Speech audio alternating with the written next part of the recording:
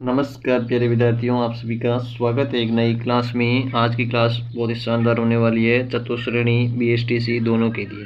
Rajasthan GK की बहुत ही शानदार क्लास है। पूरे 23 प्रश्नों की क्लास लेकर आए हैं। पूरे 23 प्रश्नों की क्लास है। बिना समय को करते हैं शुरुआत। पहला प्रश्न है अपना आज की क्लास का, जरगा पर्वत की ऊंचाई कितनी है? जरगा पर्वत की ऊंचाई कितनी है? जरगा पर्वत कहाँ है? उदयपुर में। जरगा पर्वत हो जाएगा अपने उदयपुर में। एक एक जानकारी बेसिक से बता दी जाएगी आपको। जरगा पर्वत उदयपुर। जरगा पर्वत की ऊंचाई कितनी है? 1722 मीटर, 1597 मीटर, 1442 मीटर या 1431 मीटर। जरगा पर्वत राजस्थान की चौथे नंबर की सबसे ऊंची पर्वत चोटी है, जिसकी ऊंचाई 1431 मीटर है। 1431 मीटर। डी ऑप्शन बिल्कुल राइट है। 1722 गुरु शिखर की है, 1597 मीटर शेर की और 1442 मीटर है जो देलवाड़ा पर्वत की। ये तीनों चोटियां हैं जो सिरोही में हैं, और जरगा पर्वत है जो उदयपुर में हो जाएगा। अगला प्रश्न, बहुत ही शानदार क्लास। एक बार सभी साथी क्लास को लाइक करेंगे, चैनल पर नए हैं वो सब्सक्राइब जरूर कर देंगे। अगला प्रश्न है अपना, अजमेरू किसका प्राचीन नाम था? अजमेरू किसका प्राचीन नाम था? अजमेरू किसका प्राचीन नाम था? अलवर का, अजमेर का, जालोर का या सांचौर का? बताओ सभी साथी कमेंट करके। अजमेरू किसका प्राचीन नाम था? अजमेर का। बी ऑप्शन बिल्कुल राइट है। अजमेर का प्राचीन नाम था अजमेरू। अजमेर की स्थापना किसने की थी? अजयपाल ने। अजयपाल। अगला प्रश्न है, प्राचीन भारत का टाटा नगर किसे कहा जाता है? प्राचीन भारत का टाटा नगर किसे कहा जाता है? रैंड टॉक को, बूंदी को, उदयपुर को या जालोर को? प्राचीन भारत का टाटा नगर बिल्कुल सही है ऑप्शन रेड टोंक। ये ऑप्शन बिल्कुल सही हो जाएगा। यहाँ पर रेड टोंक को कहा जाता है टाटा नगर। अगला प्रश्न है, राजस्थान का शास्त्रीय नृत्य कौन सा है? राजस्थान का शास्त्रीय नृत्य कौन सा है? घूमर, ढोल, कथक या वादन नृत्य? राजस्थान का शास्त्रीय नृत्य कौन सा हो जाएगा? कथक। सी ऑप्शन बिल्कुल सही है। कथक है जो राजस्थान का शास्त्रीय नृत्य है। शास्त्रीय नृत्य कथक हो जाएगा। और राज्य का लोक नृत्य कौन सा होगा? लोक नृत्य हो जाएगा घूमर। लोक नृत्य, राज्य का लोक नृत्य घूमर है और शास्त्रीय नृत्य कथक। अगला प्रश्न,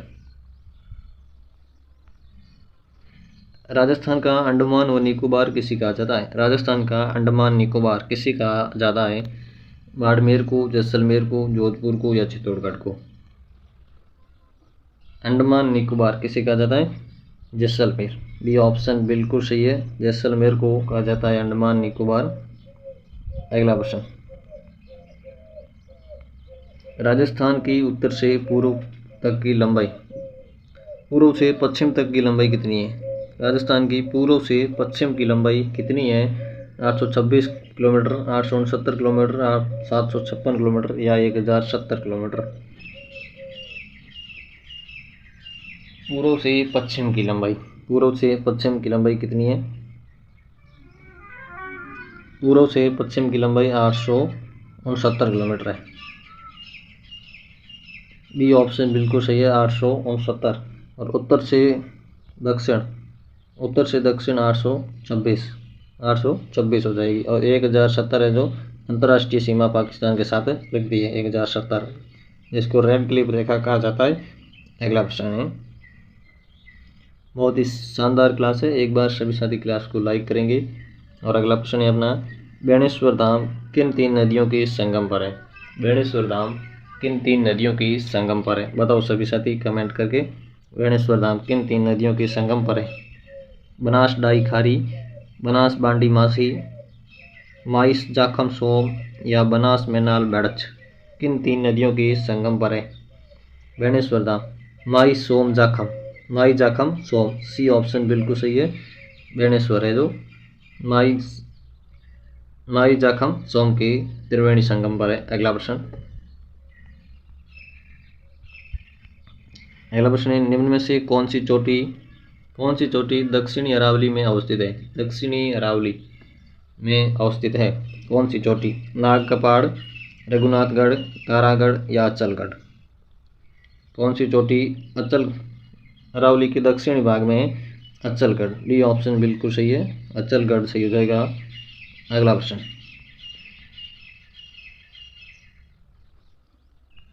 अगला प्रश्न है कौन सा स्मारक वर्ष 2010 में विश्व धरोहर सूची में सम्मिलित किया गया? 2010 में कौन सा स्मारक को विश्व धरोहर सूची में सम्मिलित किया गया था? हवा महल जयपुर को, वेधशाला जंतर मंतर को, कुंभलगढ़ दुर्ग को या मेहरानगढ़ के दुर्ग को? 2010 में किसे सम्मिलित किया गया था? वेधशाला जंतर मंतर। बी ऑप्शन बिल्कुल सही है, जंतर मंतर का है जो 2010 में विश्व धरोहर सूची में सम्मिलित किया गया था। अगला प्रश्न,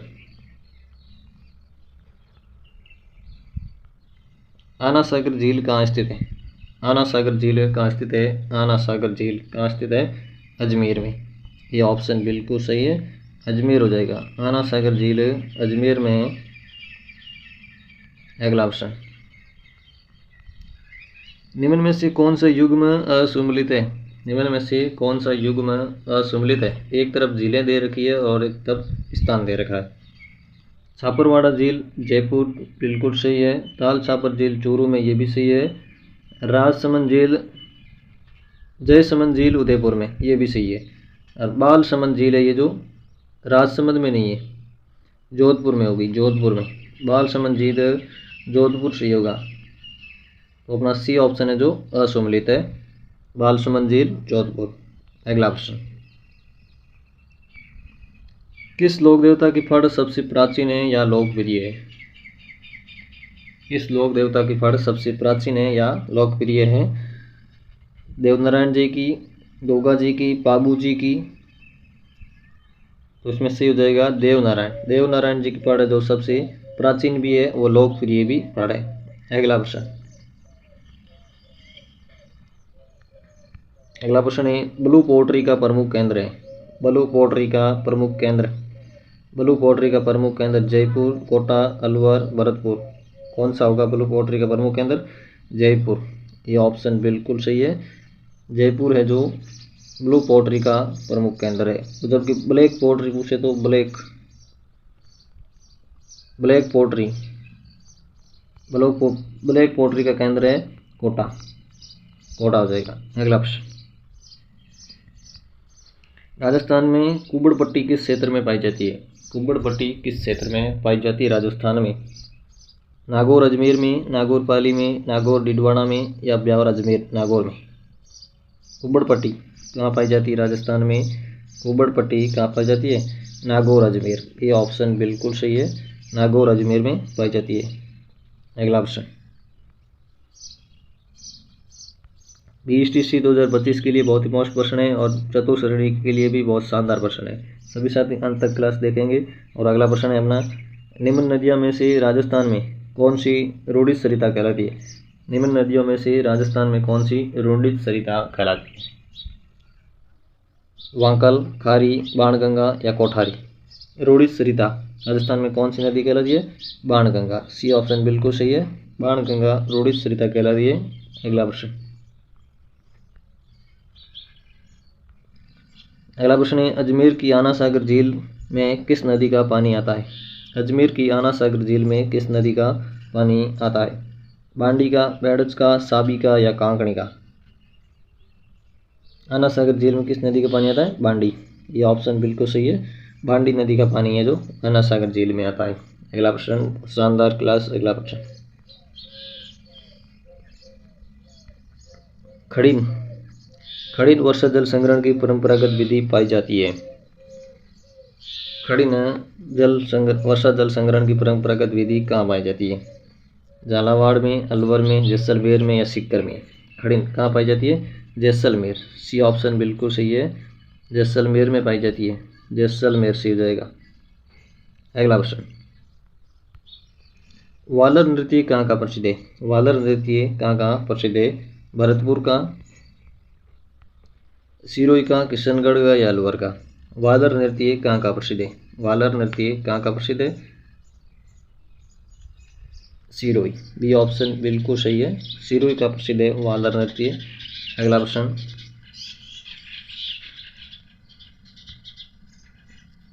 मंदिर स्थापत्य की भूमिज शैली किस स्थापत्य शैली की उपशैली है? मंदिर स्थापत्य की भूमिज शैली किस स्थापत्य शैली की उपशैली है? नागर शैली की, द्रविड़ शैली की, इंडो शैली की या बेसर शैली की? किस शैली की उपशैली है? नागर शैली। नागर शैली की भूमि शैली है जो उपशैली है, नागर शैली। ये ऑप्शन बिल्कुल सही है, नागर शैली सही हो जाएगा। अगला ऑप्शन, स्वाई जय सिंह द्वारा लिखित जय सिंह कारिका नामक ग्रंथ किस विषय से संबंधित है? स्वाई जय सिंह द्वारा लिखा गया ग्रंथ है स्वाई जय सिंह कारिका नामक ग्रंथ किस विषय से संबंधित है? ज्योतिष से, अर्थशास्त्र से, राजनीति से या सैन्य प्रशासन से? किससे संबंधित है? ज्योतिष से। ये ऑप्शन बिल्कुल सही है, ज्योतिष से संबंधित है। अगला ऑप्शन, अगला प्रश्न है, अजमेर के पास स्थित पुष्कर में वराह मंदिर का निर्माण किसने करवाया था? अजमेर के पास स्थित वराह मंदिर का निर्माण किसने करवाया था? अजय राज ने, अरुणोराज ने, विग्रहराज चतुर्थ ने या पृथ्वीराज चौहान ने? वराह मंदिर का निर्माण किसने करवाया था? अरुणोराज। डी ऑप्शन बिल्कुल सही है, अरुणोराज ने करवाया था। अगला प्रश्न बहुत शानदार प्रश्न, एक प्रश्न मोस्ट है। और अगला प्रश्न है, निम्न में से कौन सा पशु मेला नागौर में आयोजित किया जाता है? निम्न में से कौन सा पशु मेला नागौर में आयोजित किया जाता है? रामदेव पशु मेला। डी ऑप्शन बिल्कुल सही है, रामदेव पशु मेला पुष्कर में आयोजित किया जाता है, नागौर में आयोजित किया जाता है, सॉरी नागौर में आयोजित किया जाता है रामदेव पशु मेला। अगला प्रश्न,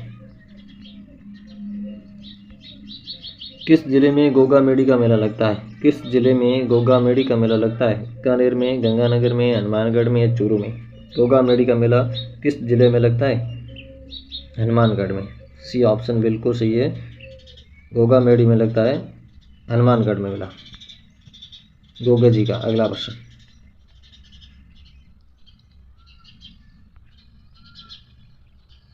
अगला प्रश्न है, सिख रस्म। सिख रस्म किससे संबंध है? सिख रस्म का किससे संबंध है? सिख रस्म का किससे संबंधित है? विवाह से। ये ऑप्शन बिल्कुल सही है, सिख रस्म का संबंधित किससे? विवाह से। अगला प्रश्न, हवा महल की पहली मंजिल का नाम क्या है? हवा महल की मंजिल का पहली मंजिल का नाम हवा महल का निर्माण कब किया गया था? 1799 में। किसने करवाया था? स्वाई प्रताप सिंह ने। स्वाई प्रताप सिंह ने करवाया था। हवा महल कितना मंजिला है? 5 मंजिला। पहली मंजिल का नाम क्या हो जाएगा? प्रताप मंदिर। डी ऑप्शन बिल्कुल सही है, प्रताप मंदिर। अगला प्रश्न, अंतारकीन का दरवाजा राजस्थान के किस जिले में स्थित है? अंतारकीन का दरवाजा राजस्थान के किस जिले में है? बताओ सभी साथी कमेंट करके। अंतारकीन का दरवाजा नागौर में, अजमेर में, जालौर में या चित्तौड़गढ़ में? अंतारकीन का दरवाजा किस जिले में है? नागौर। ये ऑप्शन बिल्कुल सही है, किस जिले में हो जाएगा? नागौर में, नागौर से। अगला प्रश्न, त्रिमुखा बावड़ी का निर्माण किसने करवाया था? त्रिमुखा बावड़ी का निर्माण किसने करवाया था? प्रेमल देवी ने, राम रसदे ने, सहल कंवर ने या पद्मावती ने? त्रिमुखा बावड़ी कहाँ है? उदयपुर में। त्रिमुखा बावड़ी कहाँ पर है? उदयपुर से जगह उदयपुर में है। और इसका निर्माण कब कराया था?